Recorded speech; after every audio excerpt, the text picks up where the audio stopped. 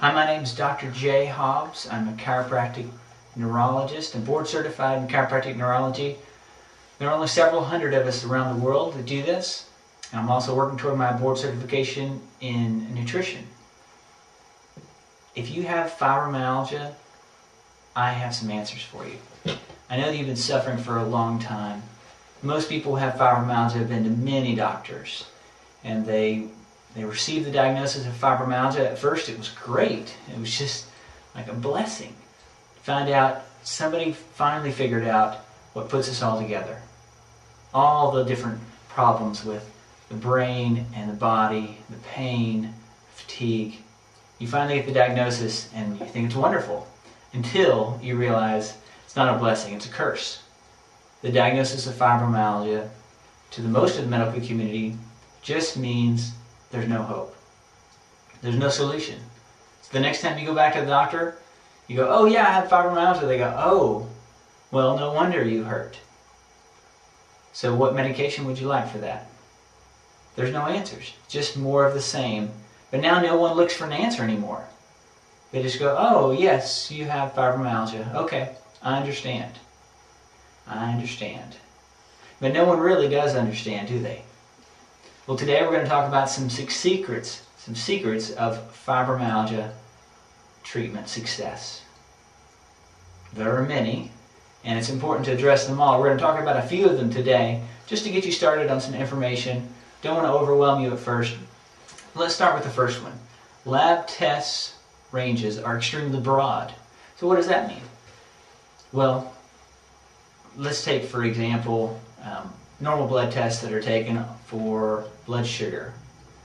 There's a range of blood sugar. Or for anemia, there's a range of what your red blood cells should be. Or for thyroid hormones. And we'll talk more about thyroid hormones and the details of that. But there's these people that have their lab tests done, and the ranges that are done for them, they're sick people generally. That's who goes to the lab, right? Well, guess where most of the lab values are set from? Sick people.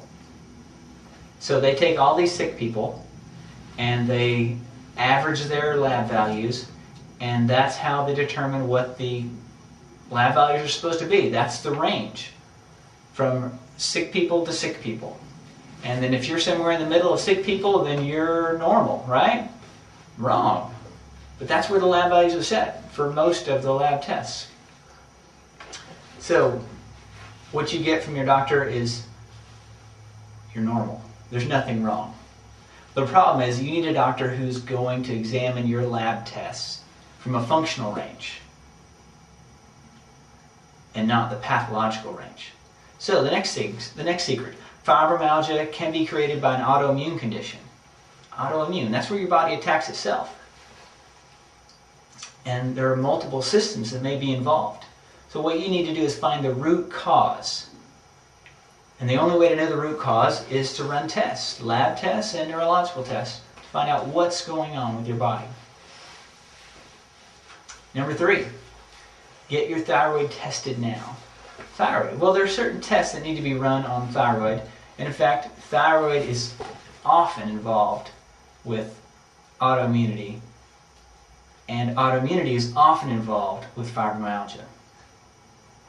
So most tests that are run are TSH and T3, maybe T4, but that's just part of it. You also need to be involved, understand thyroid globulin antibody and thyroid peroxidase antibody. These are antibodies that show up as autoimmunity to your thyroid and thyroid function. If you have these tests, these antibody tests are positive, you have autoimmune thyroid, also called Hashimoto's thyroiditis. And this may be causing your fibromyalgia. There's a good chance it is. Also, so you need to know if you're autoimmune. Is there another way you can know if you're autoimmune? Well, lab tests are really the best way to confirm it. But a lot of people already know if they have autoimmunity. Their symptoms wax and wane. They go up and down. Sometimes they feel great, sometimes they feel terrible. This is a strong sign that autoimmunity is involved. Another one is when you got sick, your life just fell apart. So the next secret. Know your autoimmune triggers. What are the autoimmune triggers? Well, chemicals, environmental chemicals are often a big trigger. Certainly genetics are involved. But what triggers those genetics to take your life down into despair?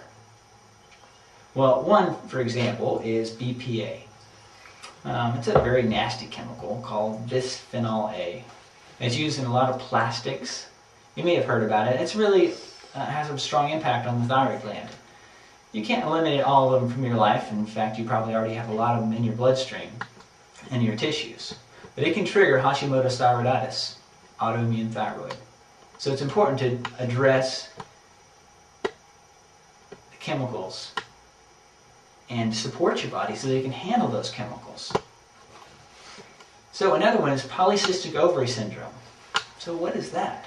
Well, let's go back to insulin resistance, which is the beginning. So what is insulin resistance? Well, insulin resistance is a condition in which the body's cells become resistant to insulin, right? Insulin helps regulate blood sugar, helps get blood sugar out of the blood into the tissues. And if your body becomes resistant to it, often due to a high carbohydrate diet, then that leads to insulin resistance, which then often leads to actually excess testosterone.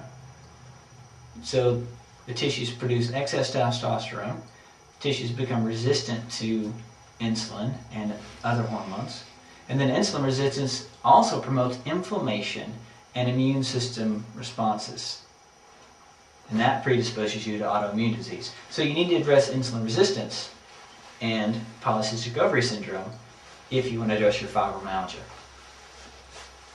Anemia. Anemia can be a deal breaker. Anemia is when your red blood cells are low. You don't have enough red blood cells to transport oxygen around. Oxygen is what's needed for the tissues. If you don't have that oxygen, your tissues are starving.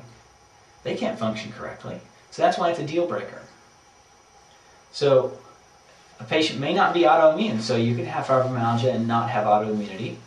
Often people do, but you may not. If you don't, anemia very well may be part of the problem. So we address that, and you have to do lab tests to know if you have anemia. So next one, blood sugar, blood glucose. So we talked about blood oxygen, now blood sugar, blood glucose. And that takes us back to insulin resistance. All this ties in with itself, and that's an important thing to recognize with these health problems. It's not an isolated problem. That's why most of the medical community has difficulty with this condition, because there's not an isolated answer.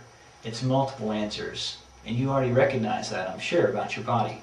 Many things affect you. So blood sugar, blood glucose.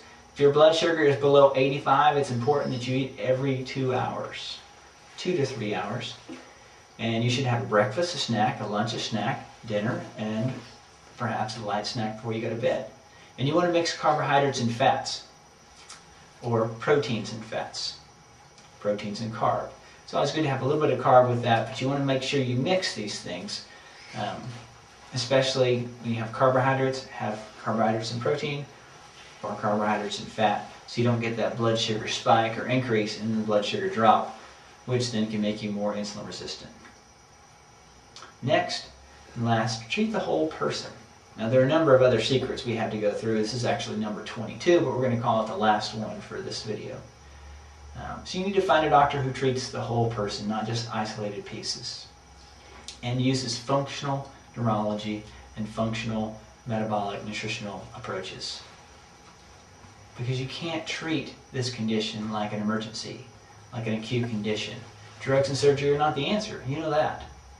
So it takes an integrated, deep approach, recognizing the brain is part of the issue, which is another one we haven't really talked about, but there's imbalance of brain function. We know about left brain controlling right brain, left brain controlling right body, and right brain controlling left body. But also, your brain, your upper brain, your cerebral cortex, it controls your brainstem, which is the lower functioning portion of your nervous system, your central nervous system. And if you're not controlling that appropriately, things start to run amok. That's when you get increased pain, muscle spasms, tension, blood pressure changes, blood flow changes. So you get a lot of problems that go wrong with your body. So what I want you to do, if you're interested in this information, fill out the contact form on this screen for more details about fibromyalgia treatment success secrets. Or If you're located near Visalia, California, which is where we are, if you're within an hour or so, give us a call, 559-635-8266. That's 559-635-8266. And we'll give you the first 2 visits free. In the first visit, we'll sit and talk with you, do an evaluation, screening exam. The second visit, we'll review your previous lab work and questionnaires. And then we'll let you know if we can accept your case, because we don't accept all cases. The reason is we want this to work. And we just accept the cases that we think will work, that will get better. So then we'll go over the finances and go over a treatment plan. All right, I hope this has given you a little hope. I hope you have a great day.